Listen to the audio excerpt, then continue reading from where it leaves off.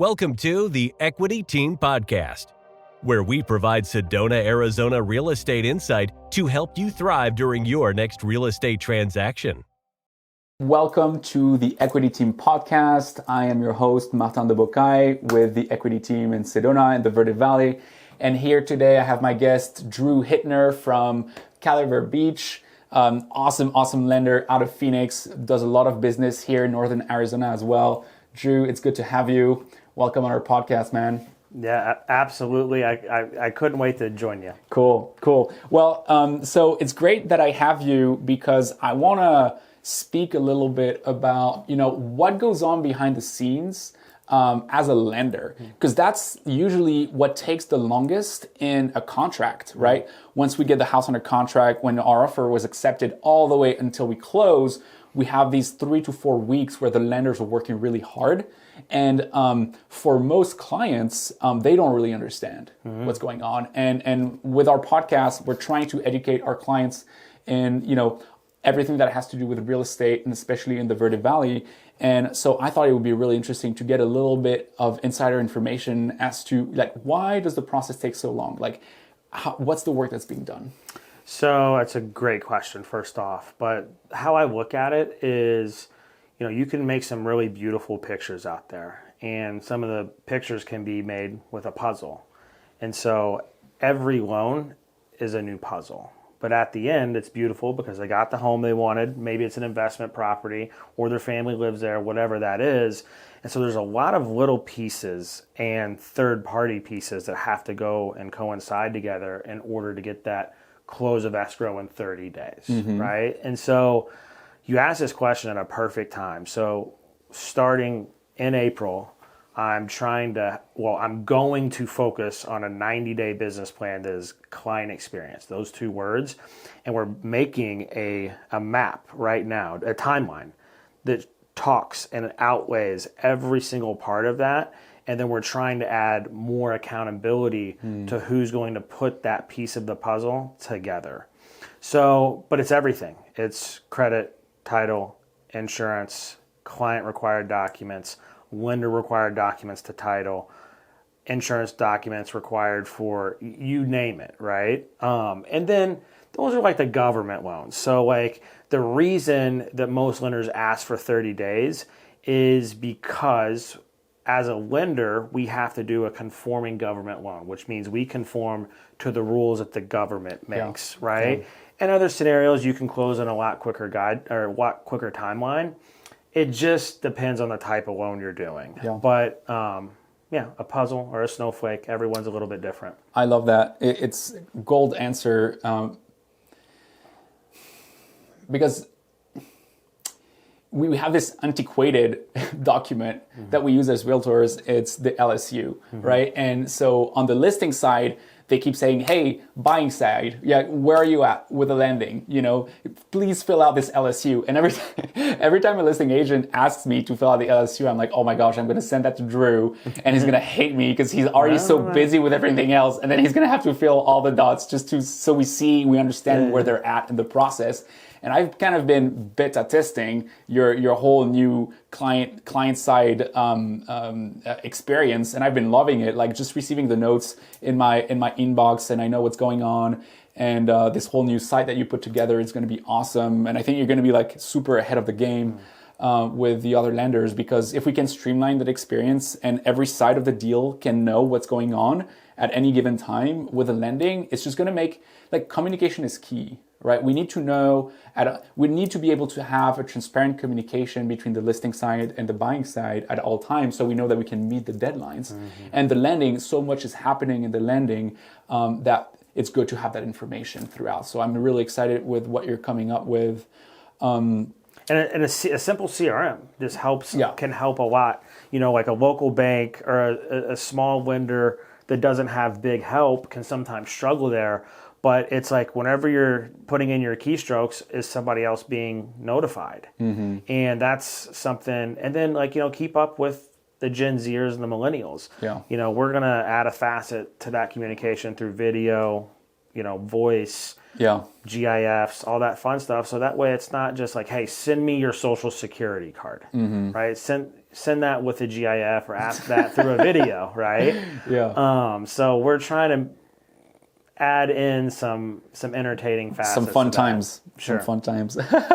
Cool. Well, talking about the different loans types that exist, kind of like, so right now we're March 31st, going into April 2023. What are the rates for conventional loans and how, and we all know they're really high, but there are options to bring them down. So can you tell us a little bit about that? Yeah, so one of my friends was giving me a hard time the other day because I called it a rate rack, but basically the rate sheet that a lender could offer. Yeah. And so I was, one of my mentors, one of my big referral sources, I was actually going over that rate sheet with him. And it was 4.875 to 7.625. And so those are the rates that are available. Now, that might not mean that those rates are allowed unless certain programs apply, right? 3-2-1 buy downs is a program that it can be applicable to some of those lower rate options. And, that's something that these lenders just made up because they had to stimulate their own economy, their own business. Right. And so they're saying, well, if the sellers will contribute because it's a buyer's market now, then we'll create a product that will help the end user. Right. And so for instance, if somebody just didn't want to do a buy down product, they want a 30-year fix, it'd be a 4.875 with a lot of points on it. Well, the government says you can't have more than 5% in cost.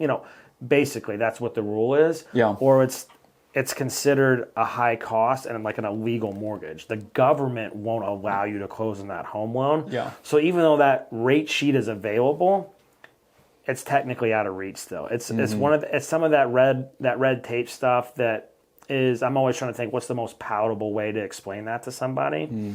But yeah, so rates right now are anywhere from that range for conventional. Yeah. For DSCR, it's probably 6 to 10%. Depends on the asset class, right? Yeah. And then hard What's money. the best asset class for the lowest interest rate? For which product? Conventional? For the DSCR. DSCR, long-term rental. Long-term rental, DSCR is where you're going to get the lowest interest rate. Correct. So in the 6s. Exactly. That's great to know. Yep. So for instance, if somebody knows that it can cash flow as a long-term rental, Yeah. and that appraiser is going to be favorable to that 1007 report, then that's where you go. Okay. But so now you can call it a short-term rental, right? And then you'll get more income, but those lenders see more risk there. Yeah. I may take you up on that on that product for my next purchase. What about construction loans? Can you run down a little bit the process behind it and the different steps between when you close to when you have to refi, and what are the different interest rates that go on behind that? Yeah, so you lock your rate up front, you get approved up front, you close up front. So there's a one-time close product that you can do 0% down. Got to be VA, right? But you can do conventional too with a low down payment. So, and then you do the appraisal up front too. So if you already own the land, you can use that as a down payment if you want to put that towards it. But you get the appraisal done up front, so it takes the risk out. And then you get approved up front too. So if you change jobs later, it's never ideal, right? Because that loan's still out there. But that's the best product. So you get appraised on the permits, basically. Like you're showing this is what we're building. The plans, yep. The plans and the permits, and you're like, okay, this is what we're building, and our target ARV is like 1.6 million because we're in Sedona. It's a beautiful house, and we own the land, right? We bought it like 300,000, let's say cash, so we don't owe any money on it, and then we can go to you and say we need a construction loan for 1.6 million, yep. Or maybe even less, maybe just 1 million, let's say, and then the rest is the equity that we built. And then, so what kind of interest rate do we get then? So you can do the buy downs there too. So basically anywhere from the mid 4s for conventional all the way up to the 7s. So in some cases, it would be advantageous to take a higher rate, right? Yeah. Some people, if they look at this transaction like a bridge transaction, then taking a higher rate sometimes makes the most sense because then it's a no cost. They're going to be selling anyway, or they're going to be refining once they're done or something like that. So they don't need to pay all these upfront costs to buy down the rate because they're not going to stick around with that loan for a long time. So that's like my favorite construction product because then you don't have to close twice, right? On a new build. Another one would be you could always finance it with private or hard money, but then you close once and then you build it. Well, you don't want, it's not optimal to stay in that hard money for that amount of time. So then you got to do it, now it's a double close. So the one-time construction, the OTC, is my favorite product. Cool. Yeah, I'm working with a hard money lender right now, and it was a new construction, and my my loan is about to mature, and I'm like, holy shit, it took longer than I expected. I'm gonna have to either like sell before I'm done or find someone else that wants to refi, and the interest rates are higher because it's manufactured. So there's a whole bunch of things that come into play, and it's good to know what the options are from the very beginning. Like, do your research. Honestly, when I got into it, I was in the heat of the market, and maybe I didn't do enough of research and due diligence, and I thought, I went off based on what a few people told me, you can do this in 2 to 4 months because it's manufactured. Turns out it took me a year. So now I'm up against deadlines, which I didn't even think that I would have to deal with. And that's when, maybe a real construction loan, not with a hard money lender, but with something more like that, which can be conventional, apparently, may actually be more into your favor. Because construction, at least in the Verde Valley, can, on average, I would say take 2 years for a site built, and sometimes up to 3 years, depending on the project. So it takes a really long time. Yeah, it's always good to be conservative. If you're, I have friends that can nail their time horizons, but they're at the job. You call them on a daily basis, you hear a saw going off. They're still real estate investors, but they're basically a general contractor too. So always give yourself an extra few months. Always, assume the cost. There's going to be what you call a change order. Always assume something like that. You're going to go over budget. And if the deal still works with that much play, then it's something you want to go after. Then it's good. Yeah. And, something, that situation you just brought up in particular, like there's hard money and private lenders out there that will refinance your hard money that you're in as well too. It'll just kind of bridge loan it, right? And so sometimes that can be more advantageous than like if terms did expire, your notes due, and if you want to renew, well then it's even more costly than what a refinance would be. So you can always buy more time, but obviously staying true to those timelines is always ideal. And as a lender with like an actual shop here, can you serve as an intermediary with these hard money lenders on some type of loans and some types of investments? Yep. So, I always say private money is the best way to go, man. Like you're so knowledgeable. If you just kept an email list and you just told somebody about your deal, you'd be surprised, I think, some of the verbal and written commitments you could get. But you never know. If somebody's got a big IUL, which is an indexed universal life insurance policy, you've probably, and there's been a lot of buzz about it in the last few years about infinity banking. Well, it all starts off an insurance policy because that insurance policy has a cash value, and once it accumulates, you can lend yourself the money. Yeah. Right? And so free. There's kids, exactly. I'm 37. There's kids that I went to school with that they've had one and their parents just put $100 away in it, and now they're mid-30s. They got $1 million they could loan out. And if that person likes the real estate asset class, well, then you just put a lien on the property and they can call their own rate on that. Yeah. There's an interest rate for every investor. And depending on where they are at in their stage in life and their stage in investing, they're going to be more or less comfortable with different rates and different risks. And I'm finding this out right now with a client of mine who may very well be investing in my projects with a lot better rates than some other hard money lenders were able to do before, just because he doesn't really need it. He's comfortable with a certain thing. I'm like, and he likes me and he believes in me and he's seen what I do and he's like, okay, I can lend you for a year at this rate, and it's gonna be better than what the banks can give him. Sure. And he's also gonna be able to participate in a little bit, and I think that's also what's exciting. Well, and like the great thing about that is, and if you give that money back to somebody like that, private lending, on time or before, they just can't wait to give it right back to you. Yeah. You're playing tennis, literally. That's what you'll find out, and that's like you gotta start asking. Or if you find a deal and you just tell everybody about the deal, and just say, hey, this is what I found. Do you know the person that you want to be interested? You just ask, do you know anybody that's interested in like double-digit real estate returns? Yeah. And you just let that conversation mature, and a lot of times that's how you find great help, great partners, great lenders. Yep.